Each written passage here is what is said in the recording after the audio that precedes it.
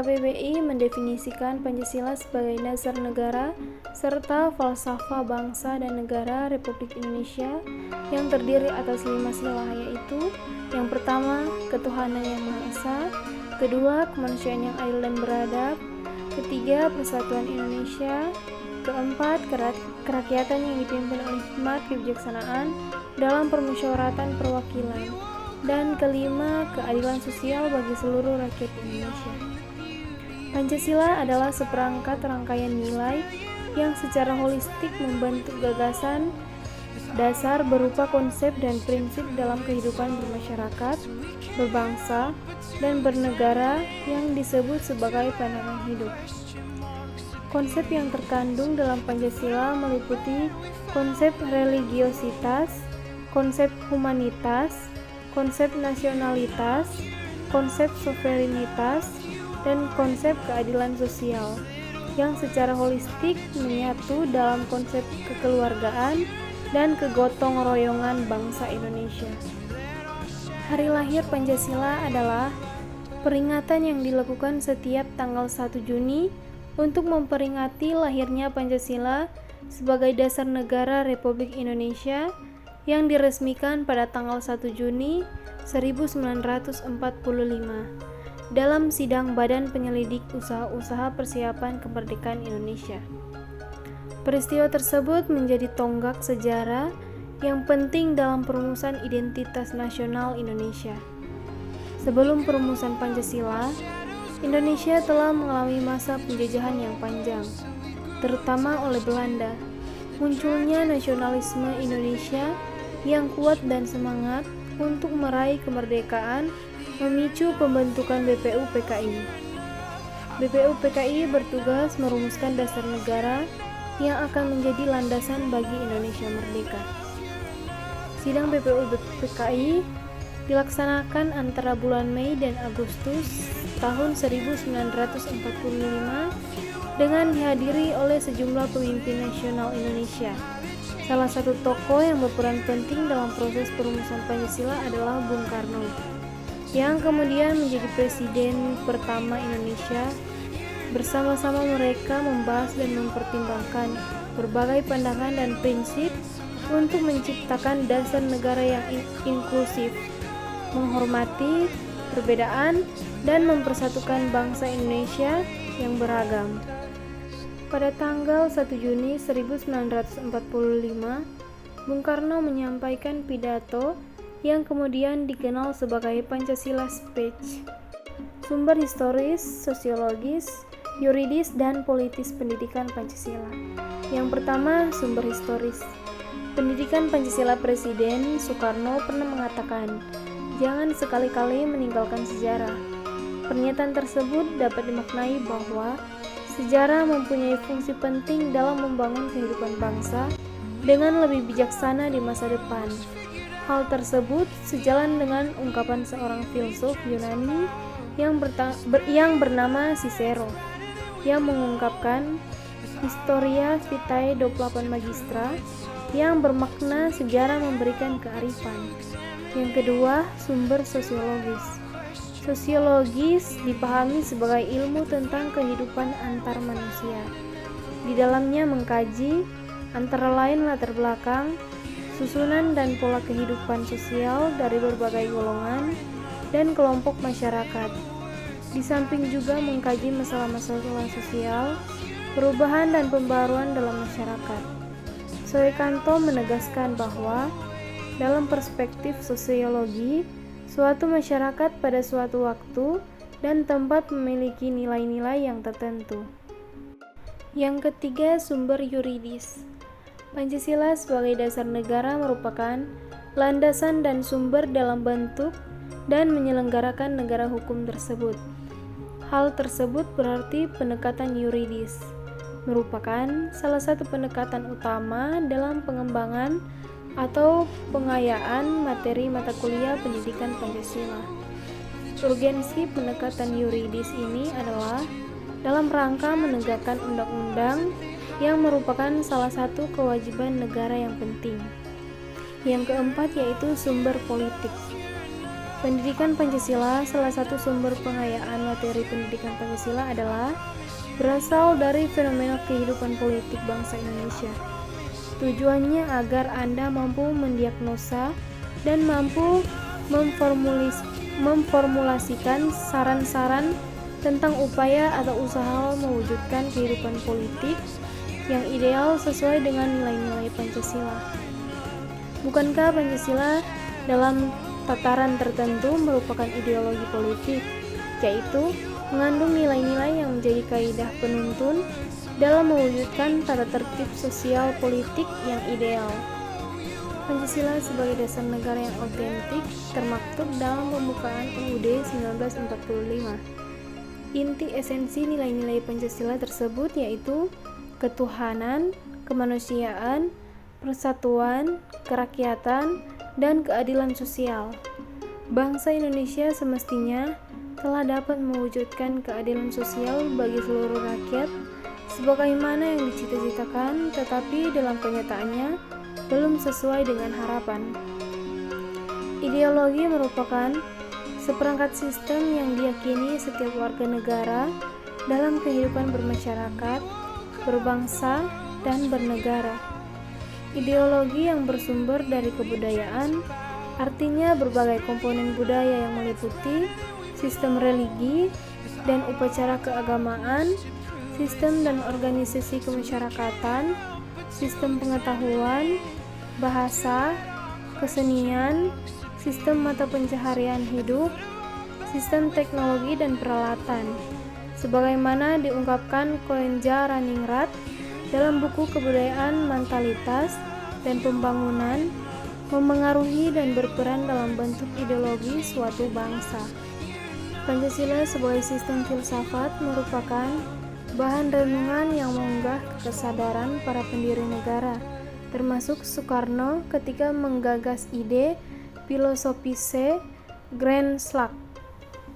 Pancasila sebagai sistem etika di samping merupakan way of life bangsa Indonesia, juga merupakan struktur pemikiran yang disusun untuk memberikan tuntunan atau panduan kepada setiap warga negara Indonesia dalam bersikap dan bertingkah laku.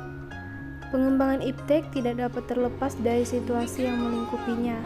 Artinya, iptek selalu berkembang dalam suatu ruang budaya. Perkembangan iptek pada gilirannya bersentuhan dengan nilai budaya dan agama, sehingga di satu pihak dibutuhkan semangat objektivitas, di pihak lain iptek perlu mempertimbangkan nilai-nilai budaya dan agama dalam pengembangannya agar tidak merugikan umat manusia. Krisis finansial yang terjadi pada tahun 1997 atau yang lebih dikenal dengan krisis moneter menjadi faktor utama yang melatar belakangi lahirnya era reformasi dan runtuhnya Orde Baru. Tidak hanya itu, Indonesia juga dilanda kemarau dan didukung dengan jatuhnya komoditas ekspor. Permasalahan-permasalahan tersebut sangat memporak-porandakan negara Indonesia. Krisis finansial Asia yang turun melanda Indonesia menjadikan rakyat Indonesia tidak puas atas kepemimpinan Presiden Soeharto. Gerakan mahasiswa yang terjadi di seluruh Indonesia pun menjadi pemicu demonstrasi besar-besaran. Dikarenakan desakan dari alam dan luar, negeri Soeharto pun memutuskan untuk mengundurkan diri dari jabatannya sebagai presiden pada masa itu. Amandemen pertama yang dilaksanakan pada sidang umum MPR dari 14 hingga 21 Oktober 1999 memiliki fokus utama dalam membatasi kekuasaan presiden yang dianggap terlalu berlebihan. Dalam amandemen pertama ini, 9 pasal mengalami penyempurnaan, termasuk pasal 5, pasal 7, pasal 9, dan pasal 13. Yang lebih penting, amandemen ini mencakup pergeseran kekuasaan dalam pembentukan undang-undang dari presiden ke DPR, serta pembatasan masa jabatan presiden selama 5 tahun dengan 1 kali masa jabatan kembali.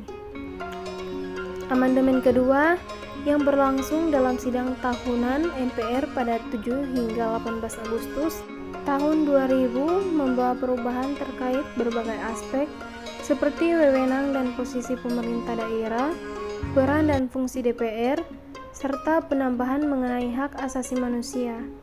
Amandemen ini mencerminkan pentingnya otonomi daerah dan pengakuan terhadap satuan pemerintahan daerah yang bersifat khusus atau istimewa, serta hak-hak tradisional masyarakat hukum adat.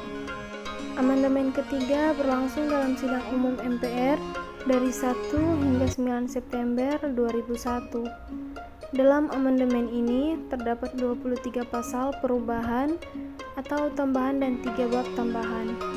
Perubahan mendasar melibatkan penegasan bahwa Indonesia adalah negara demokratis yang berdasarkan hukum konstitusional, restrukturisasi, dan perubahan wewenang MPR, pemilihan langsung presiden dan wakil presiden oleh rakyat, mekanisme pemaksulan presiden dan atau wakil presiden, pembentukan Dewan Perwakilan Daerah, pemilihan umum, perubahan di Badan Pemeriksa Keuangan, pengaturan kewenangan dan proses pemilihan Hakim Agung, serta pembentukan Mahkamah Konstitusi dan Komisi Yudisial. Amandemen keempat berlangsung dalam sidang umum MPR dari 1 hingga 9 Agustus tahun 2002. Amandemen ini melibatkan 13 pasal, 3 pasal aturan peralihan, 2 pasal tambahan, dan perubahan 2 bab. Penulis sengaja melakukan perubahan terhadap judul yang disediakan oleh panitia. Semula panitia memberikan judul Sistem Ketatanegaraan menurut UUD 1945. Judul tersebut diubah menjadi Sistem Ketatanegaraan Indonesia berdasarkan UUD 1945. Terdapat beberapa alasan yang mengapa dilakukan perubahan UUD 1945. Pertama, struktur UUD 1945 menyebabkan terjadinya eksekutif heavy karena menempatkan dan memberikan kekuasaan yang sangat besar pada pemegang cabang kekuasaan eksekutif. Kedua, ketentuan-ketentuan dalam UUD 1945 tidak cukup membuat sistem checks and balances antar cabang-cabang pemerintahan untuk menghindarkan concentration of powers, penyalahgunaan kekuasaan atau tindakan sewenang-wenang. Ketiga, UUD 1945 membuat berbagai ketentuan yang tidak jelas sehingga menimbulkan multitafsir yang membuka peluang penafsiran yang bertentangan dengan ajaran konstitusionalisme. Keempat, perintah pembentukan undang-undang organik tidak disertai arahan tertentu, materi muatan yang harus diikuti atau dipedomani. Salah satu contoh paling nyata adalah ketentuan mengenai penyelenggaraan pemerintah daerah. Kelima, adanya penjelasan yang seringkali bertentangan dengan ketentuan-ketentuan yang dimuat dalam batang tubuh. Hal ini terlihat jelas manakah presiden diberi kualifikasi tambahan sebagai mandataris MPR yang menjadikan presiden makin kuat. Implementasi nilai-nilai Pancasila dalam kehidupan bermasyarakat, berbangsa, dan bernegara diupayakan agar tidak mengakibatkan perpecahan yang merugikan setiap orang, bahkan dapat merugikan negara Indonesia.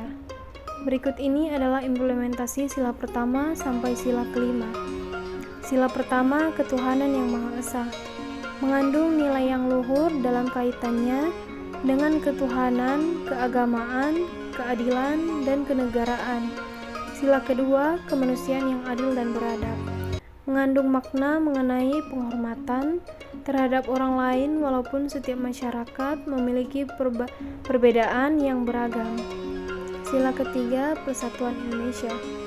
Masyarakat Indonesia diharapkan dapat menempatkan persatuan, kesatuan, serta kepentingan dan keselamatan bangsa dan negara di atas golongan atau pribadi. Sila keempat, kerakyatan yang dipimpin oleh hikmat kebijaksanaan dalam permusyawaratan perwakilan.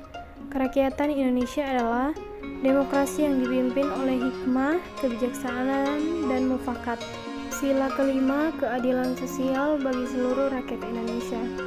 Masyarakat Indonesia menyadari sepenuhnya bahwa manusia memiliki hak dan kewajiban yang sama di mata hukum.